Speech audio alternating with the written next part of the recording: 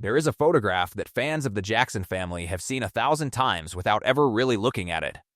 5, then 6, then 7 boys and girls, lined up by height, dressed alike, smiling for a camera that would follow them for the rest of their lives. And standing somewhere in that lineup, usually a step behind Michael, is a boy named Marlon. He was never the loudest.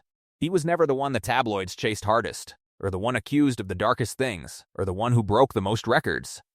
For 50 years, Marlon Jackson has been the brother people forget to ask about. And that, it turns out, is exactly how he wanted it. But behind that quiet, steady exterior was a grief so old it predates his own memory of being alive.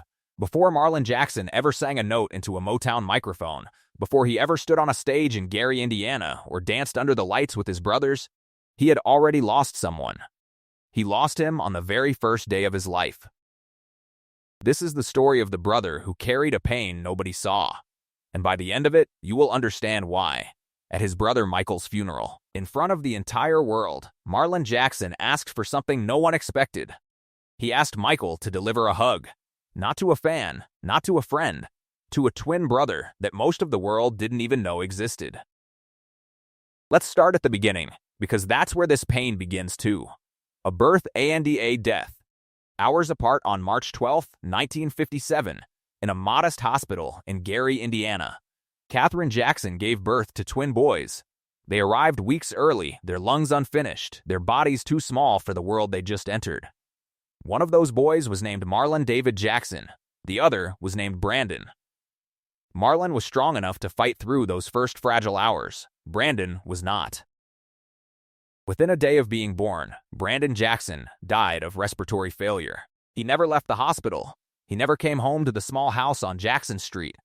He never got a chance to be anything other than a name on a birth certificate and a headstone in an Indiana cemetery.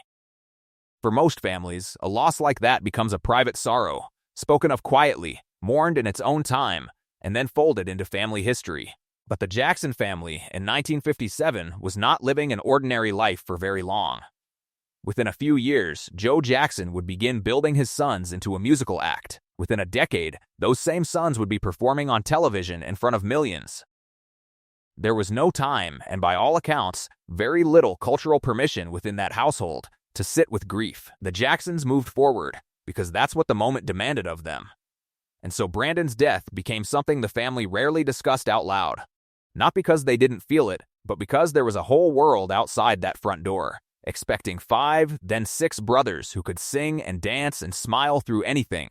Nobody has ever said, on camera, that Marlon Jackson sat his family down and demanded they talk about his twin. That's not how grief worked in that house, and by extension, it's not how his story survived. Instead, Brandon became something quieter. A silence that lived alongside Marlon for the rest of his life. Psychologists actually have a name for what a surviving twin experiences in cases like this. They call it being a twinless twin, and it describes a very specific, very real kind of grief.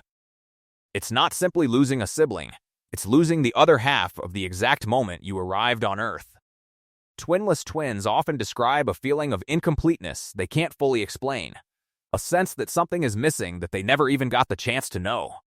Marlon Jackson grew up as a twinless twin inside one of the most famous families on the planet, and if you go back and watch old interviews, old footage, old photographs, you start to notice something.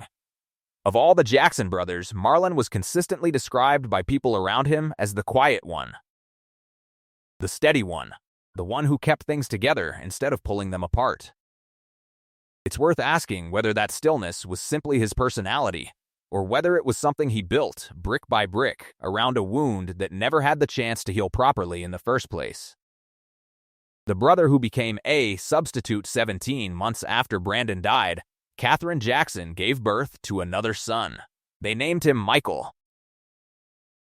Michael Jackson arrived into a family that had already lost one boy from Marlon's exact birth, and it's here that one of the most quietly devastating threads of Jackson family history begins. Because Marlon and Michael were close in age, closer than any of the other siblings, they were paired together constantly, sharing rooms, sharing beds on tour, sharing a childhood almost entirely consumed by rehearsal schedules and stage lights instead of playgrounds. People who were around the Jackson family in those early years have said, in various ways over various decades, that Marlon seemed to attach himself to Michael with an intensity that went beyond ordinary sibling closeness. And it makes a certain kind of heartbreaking sense. Michael was the brother who was there. Brandon was the brother who wasn't. It's not hard to imagine a small boy, without ever consciously deciding to do it, pouring the love meant for a lost twin into the brother standing right beside him. Family members and biographers have repeated a version of the same idea for decades, that Marlon came to see Michael as something like the twin he never got to have. Not a replacement in some cold, clinical sense, but a living, breathing person onto whom an old and wordless grief could finally attach itself. It's the kind of bond that doesn't announce itself. It just quietly shapes a person's entire life. And it shows up in the small details, the ones that don't make headlines but tell you everything. Marlon and Michael were known within the family as the group's pranksters, the two who would break the tension of endless rehearsals and press conferences and Joe Jackson's famously strict discipline with jokes, with laughter, with the kind of mischief that only two people who deeply understand each other can pull off. Marlon once said of those years, "We were the jokers of the family," a simple line that carries the weight of two boys finding a way to survive an extraordinary childhood by leaning on each other. There's a detail from Michael's adult years, one of those small stories that circulates in fan communities and biographies, that captures the bond perfectly. As Michael grew older and more famous, he would sometimes go out in public in elaborate disguises, wigs, fake beards, oversized coats, anything to move through the world without being swallowed by his own fame. And more than once, it was said that Marlon could still pick him out of a crowd. Not by his face, which was hidden. Not by his voice, which he'd disguise too. But by the way he stood, the way he moved, even by the shoes he chose to wear on stage repurposed for the street. It's a small thing, but it says something enormous. That kind of recognition doesn't come from being famous siblings who occasionally see each other at family functions. It comes from a lifetime of paying extremely close attention to one specific person, because on some level, you need to know exactly where they are. Because Michael understood something Marlon understood too. What it felt like to grow up without the normal parts of childhood. What it felt like to be managed, molded, and pushed by their father Joe, whose strict, sometimes brutal approach to raising the group has been documented extensively over the years. Marlon and Michael were both, in different ways, boys who lost pieces of an ordinary life to become the Jackson 5, that shared loneliness, layered on top of Marlon's own invisible grief for Brandon, forged something between them that outlasted fame, outlasted distance, and outlasted even Michael's own transformation into the most famous entertainer alive. The middle brother who kept the group together, it's worth pausing here, before we go further into the losses, to understand who Marlon actually was inside the machine of the Jackson 5. Because his steadiness wasn't just an emotional posture. It showed up in his work too. When the Jackson 5 signed with Motown in the late 1960s, the spotlight naturally fell on the two ends of the lineup. Jermaine, the smooth-voiced co-lead, and Michael, the impossibly gifted child prodigy who could out-sing and out-dance grown men. Marlon, by most accounts, was the dancer of the group, the one whose footwork anchored their tightly choreographed routines, even as the singing credit usually went elsewhere. It's a strange thing to be essential to a group's visual identity while rarely getting the vocal spotlight, and yet that's exactly the role Marlon settled into for years. That started to change once the group left Motown for Epic Records in 1976, rebranding as simply the Jacksons after a contract dispute pushed Jermaine to stay behind and younger brother Randy stepped in. With more creative control under their new label, Marlon began stepping forward. He took a lead vocal spot on Strength of a Man, another on Man of War, and by the time the group released their 1984 album Victory, Marlon had written and produced his own single, Body, singing his first solo lead on a Jackson's record.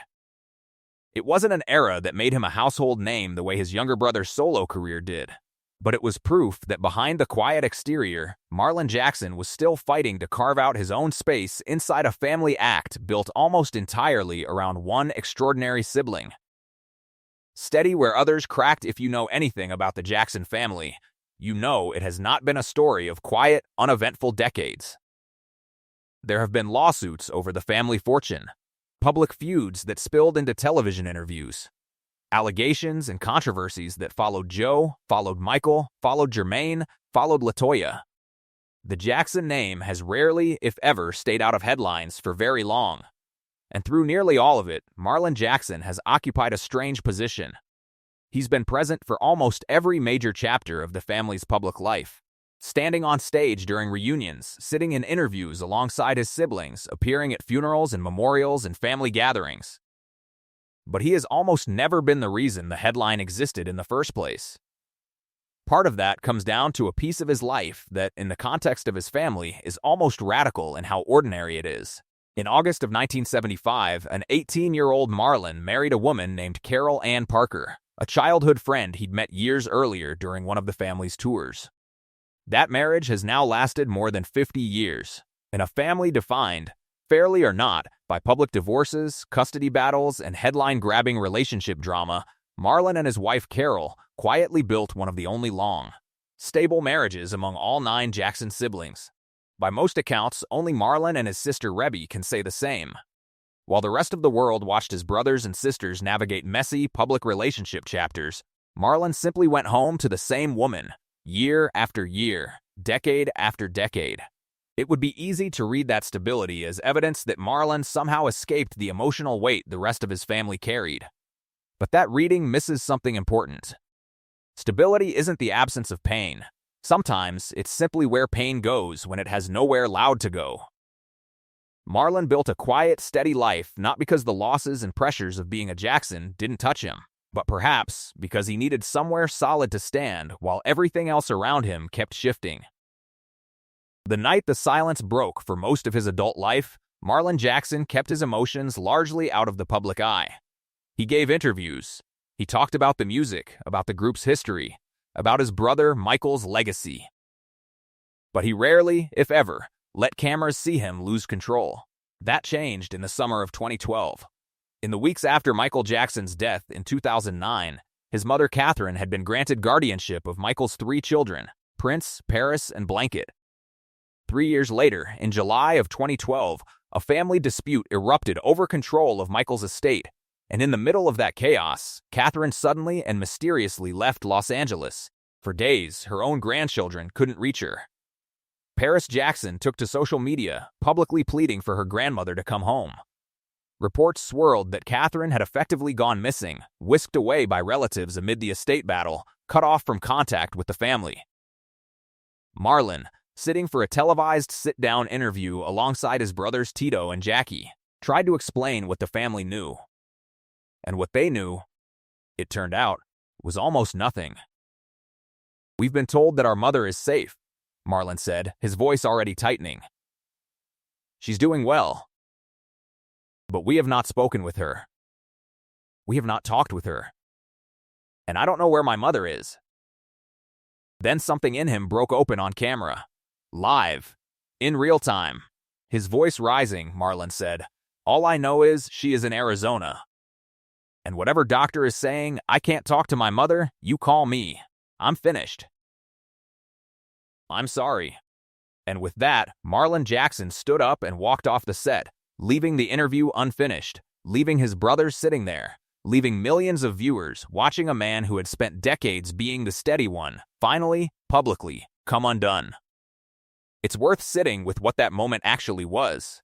This wasn't a man losing his composure over a business dispute or a disagreement about money, even though money was undeniably part of what was unfolding around him. This was a 55-year-old man who had already lost a twin brother before he ever took his first breath of open air, who had already buried his younger brother Michael 3 years earlier, suddenly facing the terrifying possibility that his own mother, the woman who had given birth to him and to Brandon on the same day back in 1957, might now be lost to him too, hidden away and unreachable. For a man who had spent his entire life being the quiet anchor of an extraordinarily turbulent family, that fear was simply too much to contain behind a calm, practiced television expression. Catherine, it turned out, was safe and staying with Marlon's sister Rebby in Arizona, and the family eventually reconciled the immediate crisis. But the moment itself had already happened. The cameras had already caught it. For a few unscripted seconds, the world saw exactly how much Marlon Jackson had been holding back for a very long time.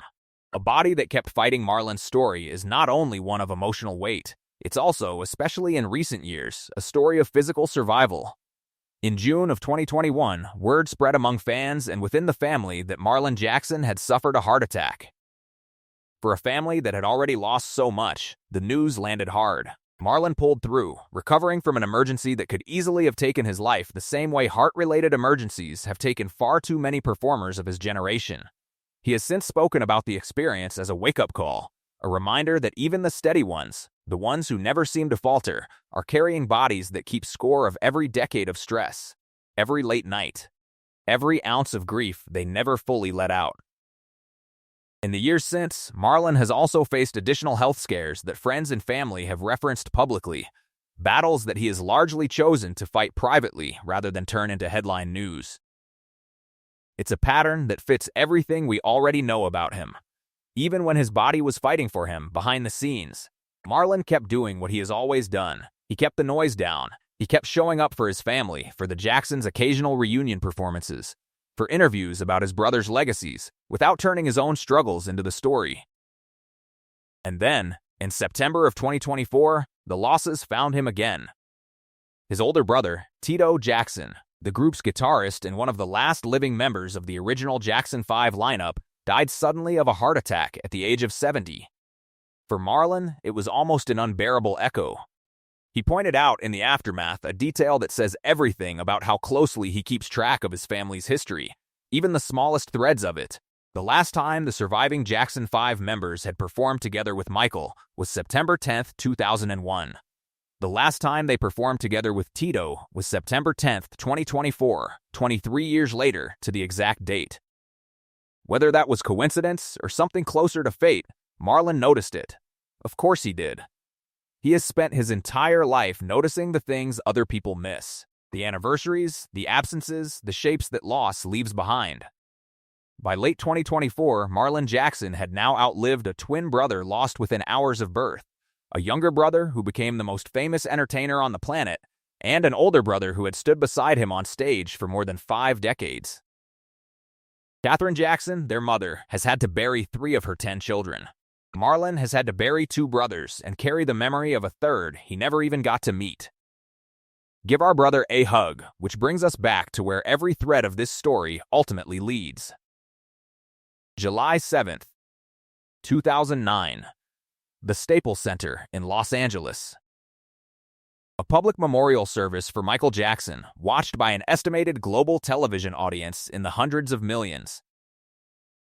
The service had already featured performances and tributes from some of the biggest names in music and entertainment: Stevie Wonder, Mariah Carey, Lionel Richie, Usher, Jennifer Hudson, and more, alongside remarks from civil rights leaders and Michael's own 11-year-old daughter, Paris, who tearfully told the crowd that her father had been the best father anyone could imagine.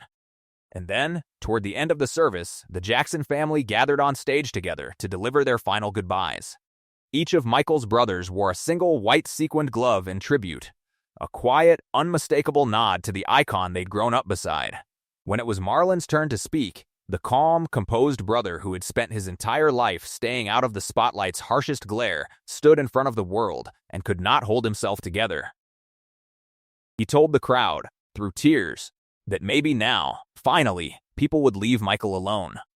It was a line that carried decades of frustration inside it. Frustration over the tabloid scrutiny, the endless speculation, the way his brother's humanity had so often been buried under headlines.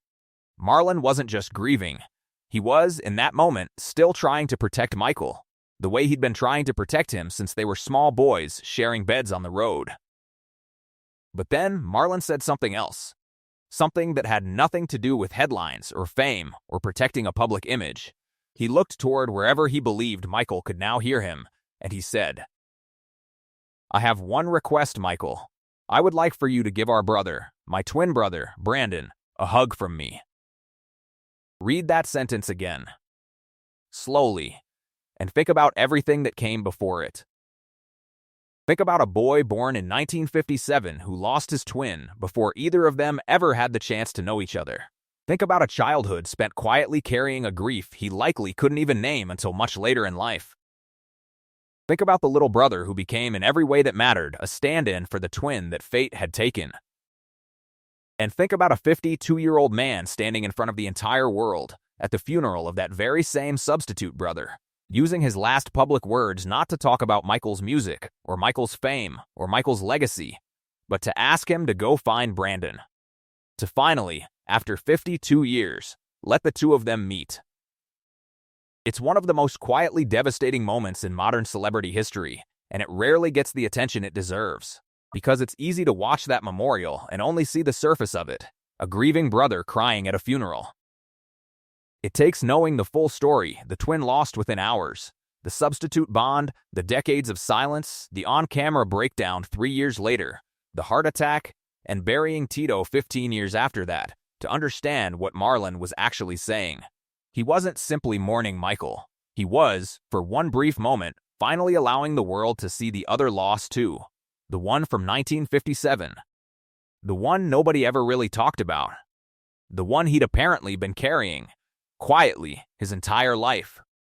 What Marlon's silence actually says, it would be easy to tell Marlon Jackson's story as a footnote to his more famous siblings. The other brother, the one without the scandals, without the #1 records as a solo act, without the tabloid obsession. But that framing misses what actually makes his story worth telling. Marlon Jackson is, in many ways, the emotional through line of the entire Jackson family saga. He is the brother who lost someone before the fame ever began, who found a substitute for that loss in the brother, who would go on to become the most scrutinized entertainer in the history of modern celebrity, who built one of the only stable marriages in a family defined by public turbulence, who finally cracked on camera in 2012, not over money, but over the terrifying thought of losing his mother too, who survived a heart attack and other health battles largely out of the public eye, and who, in 2024, had to bury yet another brother, noticing along the way a haunting 23-year echo in the dates. And through all of it, the quietest, most consistent thread has been Brandon. A boy who lived less than a day. A boy most casual fans of the Jackson family have never even heard of.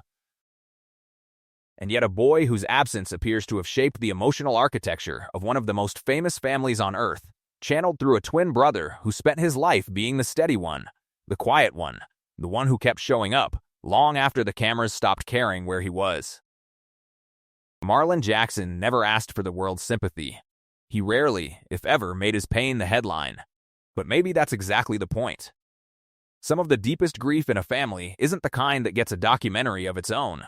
It's the kind that gets folded quietly into a person's whole life, showing up in the marriages that last, in the brothers who are protected, and in one unforgettable sentence spoken through tears in front of the entire world.